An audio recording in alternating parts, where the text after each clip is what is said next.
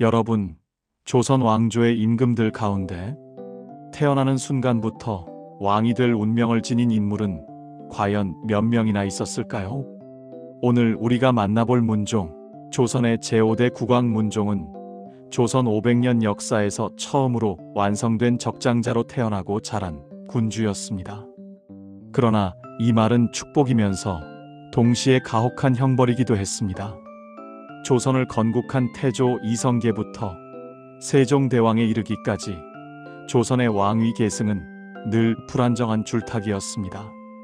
태조는 여러 왕자들의 난을 겪었고 정종은 형제 간의 권력 이동의 중간에 있었으며 태종은 피로 물든 왕위 쟁탈의 주인공이었습니다. 세종은 능력은 탁월했으나 적장자 계승은 아니었습니다. 즉, 조선은 왕은 많았지만 정통은 늘 흔들리던 나라였습니다. 이런 상황에서 1414년 10월 3일 한 아이가 태어납니다. 훗날 문종이 되는 이 아이는 당시에는 그저 충녕대군 이도의 장남이었을 뿐입니다. 아버지 충녕대군은 아직 왕도 아니었고 왕위 후보로조차 확정되지 않은 신분이었습니다. 그러나 역사는 이 아이에게 전혀 다른 길을 준비하고 있었습니다. 1418년 조선의 역사가 완전히 뒤집히는 순간이 찾아옵니다. 양녕대군의 폐위, 그리고 충녕대군의 즉위. 충녕대군은 조선의 네 번째 국왕, 세종이 됩니다. 그리고 그 순간 문종은 단숨에 신분이 바뀝니다. 그는 이제 왕의 적장자, 곧 원자가 됩니다. 원자란 무엇인가? 왕과 왕비 사이에서 태어난 맏아들, 즉 태어나는 순간부터 왕위 계승의 정통성을 완전히 갖춘 존재입니다. 조선 왕조 역사상 이렇게 명확한 원자는 문종이 처음이었습니다. 이 사실 하나만으로도 문종의 인생은 이미 개인의 삶이 아닌 국가의 운명이 되어버렸습니다. 조선 왕조실록을 보면 세종은 아들을 왕의 아들이 아니라 다음 왕으로 키웠음이 분명히 드러납니다. 문종은 아주 이른 시기부터 지편전 학자들의 직접 교육을 받습니다. 사서오경과 유교경전, 천문학과 역법, 산술과 음악, 예법과 정치실무. 이는 단순한 학문 교육이 아닙니다. 국가 운영을 전제로 한 왕세자 맞춤 교육이었습니다. 실록에는 이런 기록이 남아 있습니다. 세자는 성품이 온화하고 학문에 힘쓰며 말수가 적고 깊이 생각한다. 세종은 이 아들을 보며 단순히 총명하다고 평가하지 않았습니다. 그는 정치를 맡길 수 있는 사람으로 문종을 보고 있었습니다. 세종 7년 1421년 문종은 7살의 나이에 왕세자로 책봉됩니다. 이 장면은 조선 왕실에서도 극히 이례적인 일이었습니다. 왜 이렇게 빨랐을까요? 답은 단 하나입니다. 정통을 미리 못 박아두기 위함. 왕자의 난과 같은 비극을 다시는 반복하지 않겠다는 세종의 강력한 의지였습니다. 하지만 왕세자의 관은 아이에게 너무 무거웠습니다. 그 순간부터 문종의 삶은 놀이나 자유와는 멀어지고 감시와 기록의 대상이 됩니다. 문종의 세자 시절은 겉보기엔 화려했지만 속은 처참했습니다. 두 번의 폐세자빈이 발생하는 상황을 겪게 됩니다. 첫 번째는 세자빈 휘빈 김씨입니다. 조선왕조실록은 그녀가 미신과 주술로 세자의 사랑을 얻으려 했다고 기록합니다. 당시 왕실에서 이는 단순한 사생활 문제가 아닙니다. 주술은 곧 왕권을 위협하는 행위였습니다. 결국 휘빈 김씨는 폐위됩니다. 그리고 이어진 두 번째 비극, 순빈 봉씨. 실록은 냉정하게 기록합니다. 궁녀와 더불어 음란한 짓을 하였다. 동성 간의 성행위는 당대 유교 사회에서 절대 용납될 수 없는 범죄였습니다. 결국 그녀 역시 폐위됩니다. 이 두 사건은 문종에게 깊은 상처를 남깁니다. 왕세자의 삶은 사랑조차 정치였고 결혼조차 국가 사업이었습니다. 세종 24년 1442년 역사의 흐름이 또 한 번 바뀝니다. 세종의 건강이 급격히 악화됩니다. 당뇨병, 시력 저하, 극심한 쇠약. 그리고 세종은 조선 역사상 전례 없는 결정을 내립니다. 세자로 하여금 남면수조하게 하라. 즉, 문종이 왕처럼 남쪽을 향해 앉아 신하들의 조회를 받게 한 것입니다. 이때 설치된 기관이 첨사원입니다. 국정의 대부분이 이제 세자의 손을 거치게 됩니다. 실록은 말합니다. 국가의 중대사를 제외한 모든 서무를 세자가 결재하게 하였다. 문종은 왕이 되기 전부터 이미 조선의 실질적인 통치자였습니다. 이 시기의 기록을 보면 문종의 정치 스타일이 또렷이 보입니다. 가뭄이 들었을 때 세자는 비가 내린 뒤 직접 땅을 파서 물이 스며든 깊이를 측정합니다. 이 장면은 단순한 미담이 아닙니다. 훗날 치국이 발명으로 이어지는 과학 행정의 출발점이 됩니다. 문종은 책상 위의 군주가 아니라 현장을 보는 통치자였습니다. 그러나 이 모든 능력에도 불구하고 세종은 늘 불안했습니다. 문종은 젊은 시절부터 종기, 즉 등창으로 고생했습니다. 세종은 아들의 병을 이유로 대리청정을 거두기까지 합니다. 그리고 세종 31년 아버지는 아들을 불러 마지막 유교를 남깁니다. 사람의 이간질을 조심하고 형제들을 사랑하라. 이 말은 단순한 덕담이 아니었습니다. 그것은 이미 다가오고 있던 비극의 그림자를 본 한 아버지의 예언이었습니다. 문종의 어린 시절과 세자 시절은 행복한 왕자의 이야기가 아닙니다. 그것은 조선이라는 국가가 한 인간 위에 모든 기대와 부담을 올려놓은 이야기입니다. 그는 왕이 되기 위해 태어났고 왕이 되기 전에 이미 왕으로 살아야 했습니다. 적장자의 정당성은 과연 왕권을 지켜주었는가? 여러분, 조선 역사에서 가장 준비된 왕이 즉위한 순간은 언제였을까요? 정치 경험, 학문, 명분, 정통성, 이 네 가지를 모두 갖춘 왕. 그가 바로 문종입니다. 그러나 역사는 이렇게 질문을 던집니다. 완벽한 준비는 과연 완벽한 통치를 보장하는가? 1450년 2월 17일 조선 왕조의 태양이 집니다. 세종, 조선의 네 번째 국왕이자 조선이라는 국가의 틀을 완성한 인물입니다. 조선왕조실록은 세종의 죽음을 담담하게 기록합니다. 그러나 이 죽음은 단순한 국왕의 사망이 아닙니다. 그것은 조선 정치의 보호막이 사라진 순간이었습니다. 세종은 왕이면서 동시에 조선 정치의 중심축이었고 신하들 사이의 균형자였으며 왕권과 신권을 조율하는 최종 심판자였습니다. 그 세종이 사라졌습니다. 세종의 승하 직후 문종은 큰 소요 없이 왕위에 오릅니다. 1450년 3월 문종 즉위. 조선왕조실록을 보면 이 즉위는 놀라울 정도로 조용합니다. 왜일까요? 첫째, 문종은 29년간 왕세자였습니다. 둘째, 그중 7년 반은 대리청정이었습니다. 셋째, 그는 적장자였습니다. 즉, 누구도 이의를 제기할 수 없는 완벽한 계승이었습니다. 조선 역사에서 이토록 흠없는 왕위 계승은 다시 없었습니다. 조선은 명나라의 책봉을 받아야 비로소 국제적으로 왕이 됩니다. 문종은 즉위 직후 곧바로 명나라에 책봉 주청사를 보냅니다. 그리고 같은 해 5월 명나라로부터 정식으로 왕으로 인정받습니다. 이로써 문종의 왕권은 국내적으로는 완전한 정통성, 국제적으로는 명나라의 승인, 이 모두를 갖추게 됩니다. 형식만 놓고 보면 문종은 조선 역사상 가장 안정적으로 출발한 군주였습니다. 문제는 형식이 아니었습니다. 문제는 사람이었습니다. 문종은 즉위하자마자 세종의 3년상을 치러야 했습니다. 그리고 이어서 어머니 소헌왕후의 3년상까지 겹칩니다. 조선 사회에서 3년상은 단순한 장례가 아닙니다. 거친 음식 금지, 육체적 노동자재, 극도의 절제, 정신적 긴장 유지, 이 모든 것을 3년 동안 지속해야 합니다. 그런데 그 주체가 국왕입니다. 조선왕조실록은 문종의 건강 상태를 놀라울 정도로 자주 기록합니다.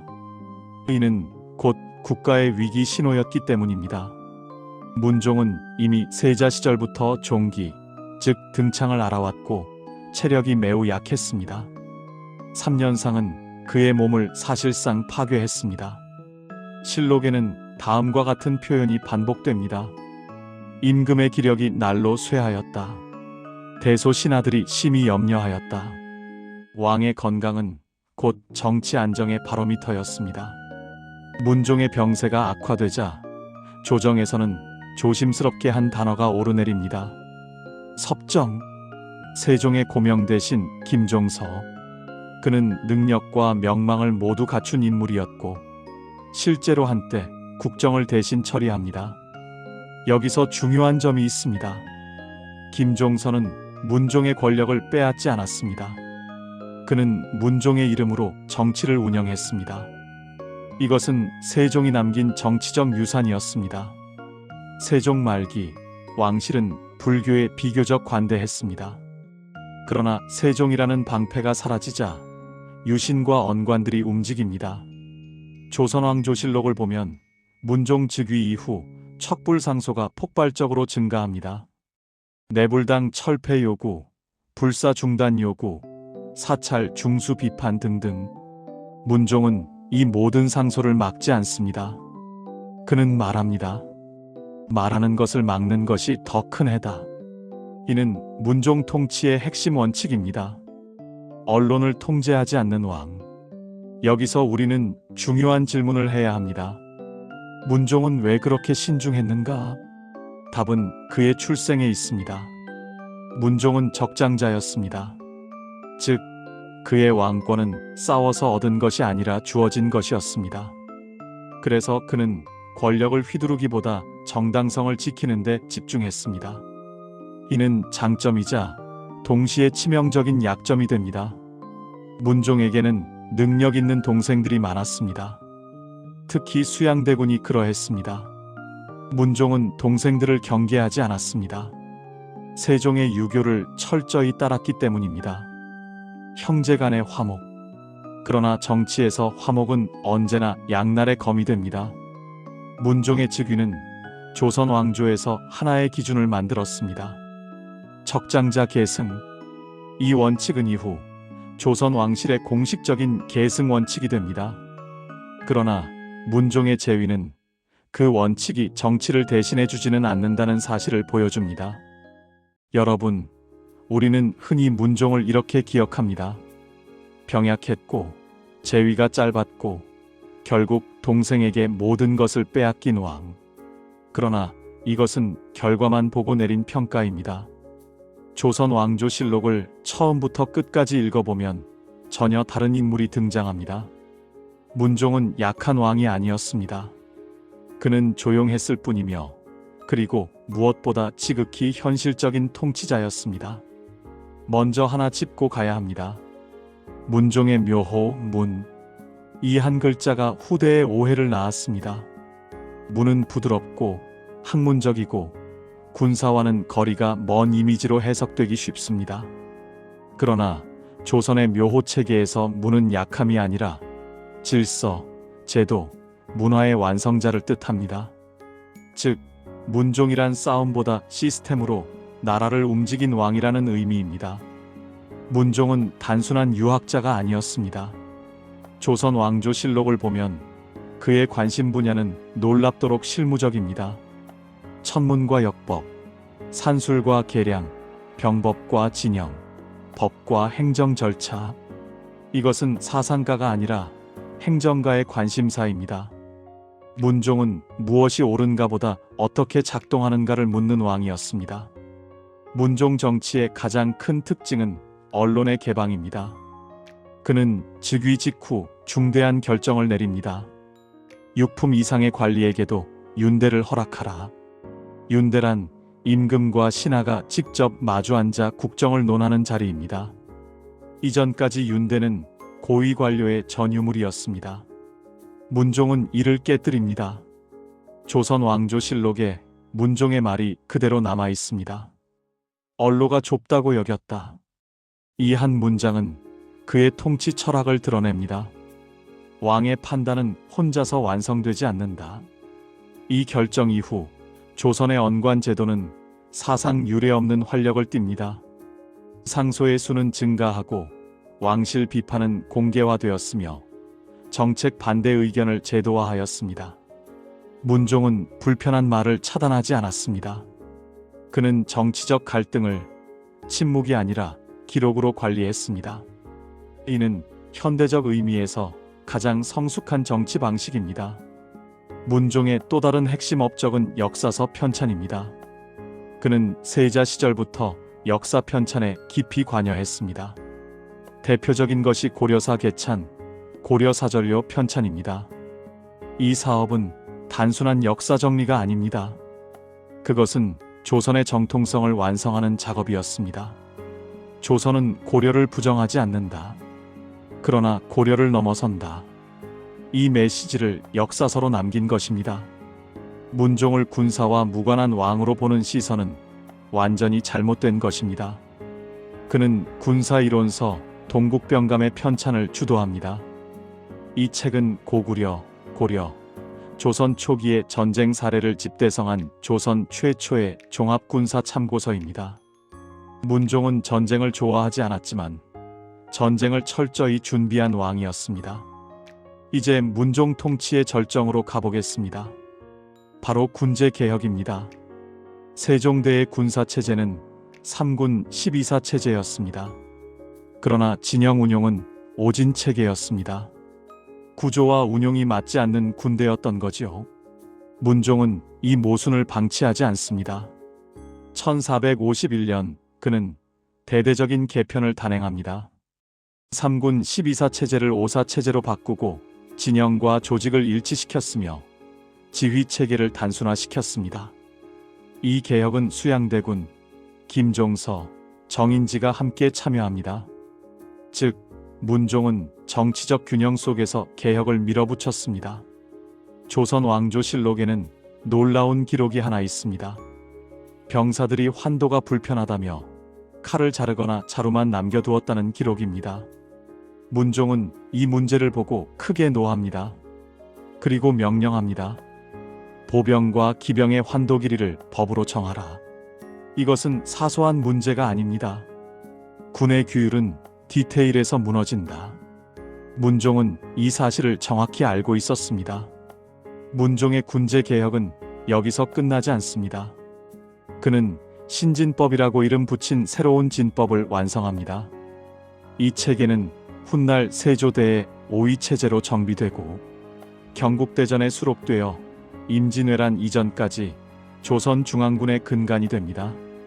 즉, 문종의 개혁은 그의 사후에도 조선을 지탱했습니다.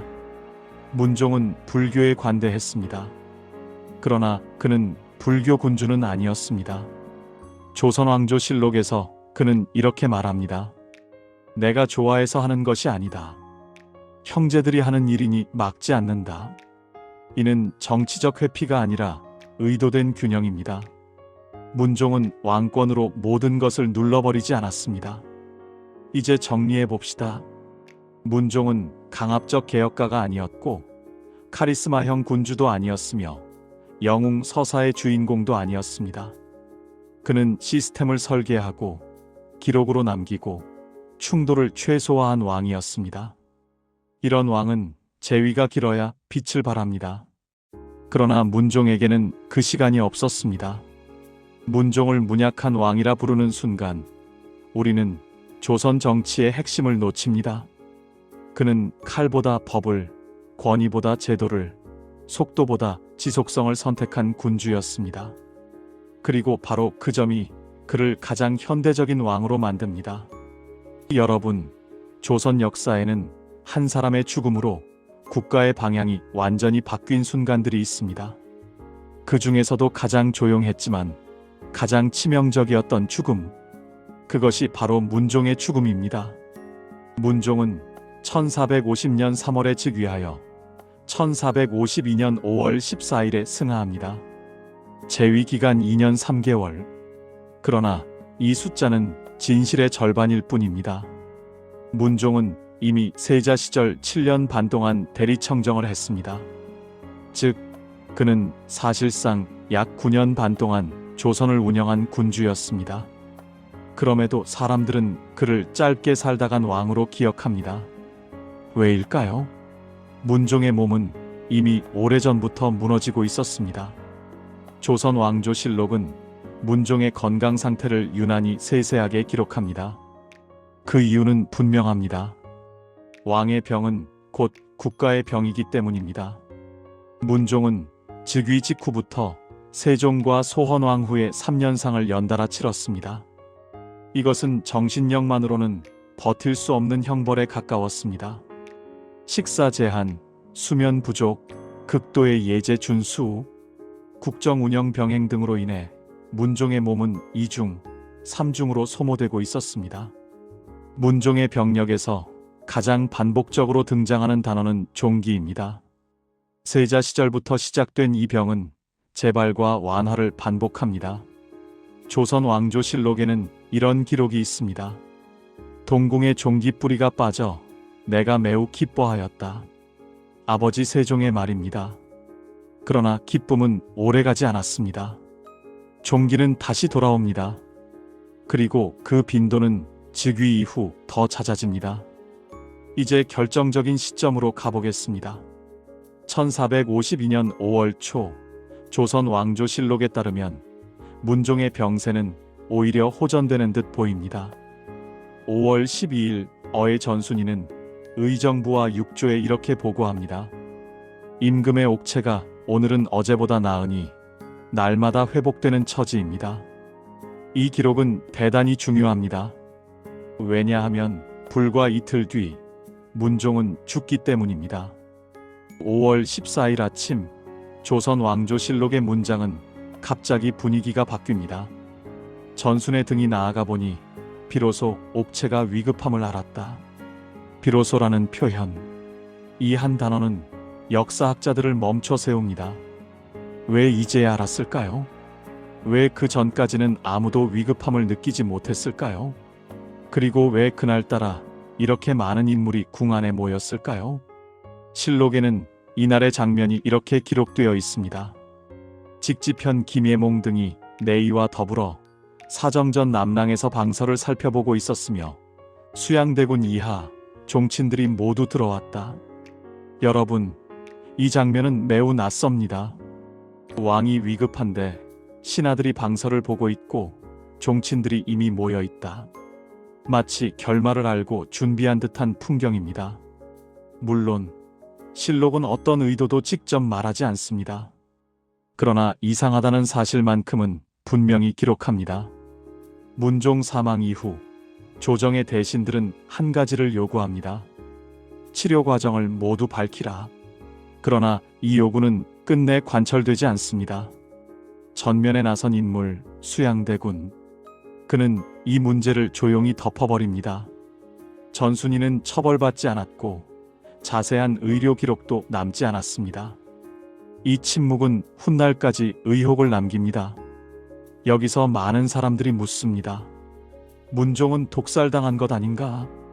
우리는 이 질문에 정확히 답해야 합니다. 조선 왕조실록에는 독살을 입증할 증거는 없습니다. 그러나 동시에 완전히 배제할 근거도 없습니다. 우리가 말할 수 있는 것은 단 하나입니다. 기록은 비정상적으로 불완전하다. 그리고 그 불완전함은 정치의 냄새를 풍깁니다. 문종이 죽자 왕위는 어린 단종에게 넘어갑니다.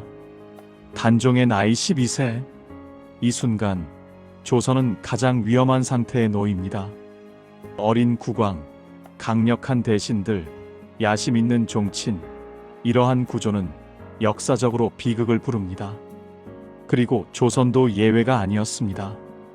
이제 역사가들이 가장 많이 던지는 질문입니다. 문종이 5년만 더 살았다면?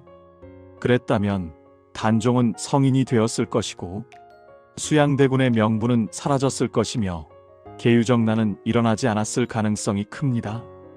문종의 죽음은 한 사람의 죽음이 아니라 조선 정치의 안전장치가 사라진 사건이었습니다.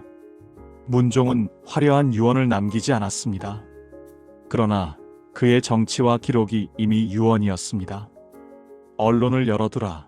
제도를 정비하라. 형제 간의 균형을 깨지 말라. 그는 칼로 말하지 않았고 글과 제도로 말했습니다. 문종의 죽음이 오늘날까지 논쟁이 되는 이유는 단 하나입니다. 사관이 침묵하지 않았기 때문입니다. 사관은 확실하지 않은 것을 억지로 단정하지 않았고 이상한 것은 그대로 남겼습니다. 이것이 조선 왕조실록의 위대함입니다. 문종은 조선 역사에서 가장 조용히 사라진 왕이었습니다. 그러나 그의 죽음은 가장 큰 소리를 냈습니다. 그 소리는 계유정난으로 이어졌고 단종의 비극으로 완성되었으며 조선 정치에 지울 수 없는 상처를 남겼습니다. 문종은 병약했지만 결코 약하지 않았습니다. 그가 부족했던 것은 능력이 아니라 시간이었습니다. 그리고 역사는 그 시간을 끝내 허락하지 않았습니다. 문종은 왕으로서 실패하지 않았다. 그는 단지 너무 일찍 역사를 떠났을 뿐이다. 이것이 조선 왕조실록이 우리에게 남긴 가장 조용하지만 가장 무거운 결론입니다.